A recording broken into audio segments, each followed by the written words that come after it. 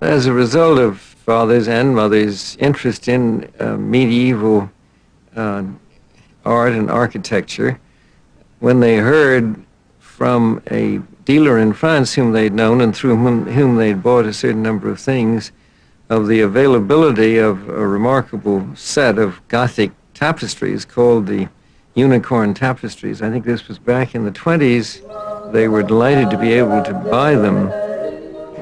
This was certainly one of the most wonderful acquisitions that my parents were ever able to acquire.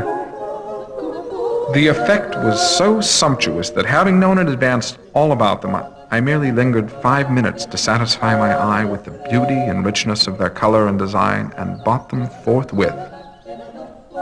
The Unicorn Tapestries, all during my youth, were in 2 rooms in that house, number 12 West 54th Street.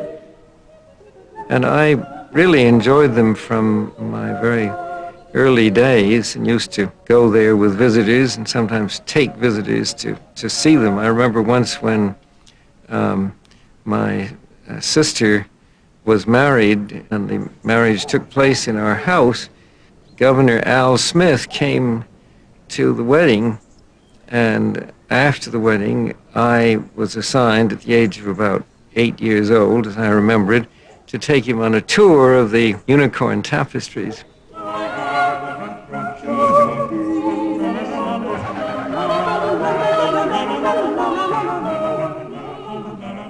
He sent me an autographed photograph of himself, which I still have, saying, "To my pal Dave from Al Smith." One reason I suppose I liked the tapestries so much was that they're so rich in detail.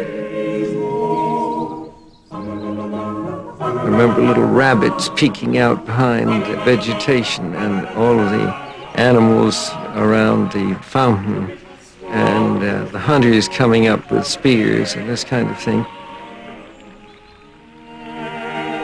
Those were all very vivid images for a child. The tapestries were really among the things that my parents had that I most enjoyed.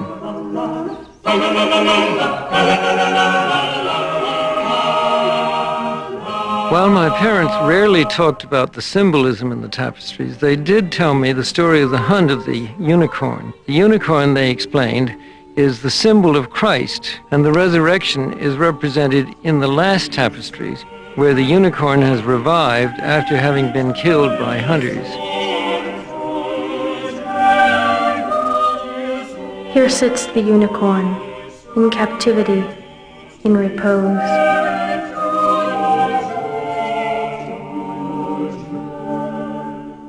Forgotten now the blows when the huntsmen rose, with their spears dread sounds of the baying hounds, with their cry for blood.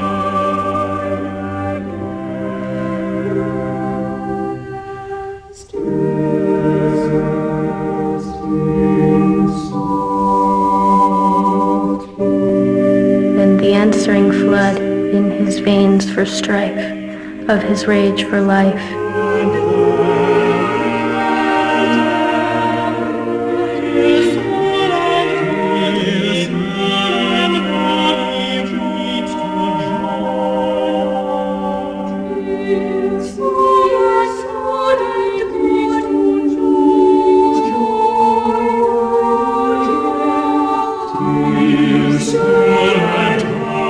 Forgotten the strife.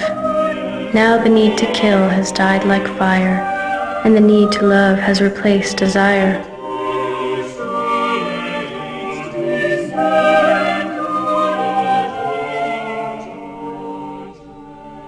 Forgotten now the pain of the wounds, the fence, the chain, where he sits so still, where he waits thy will.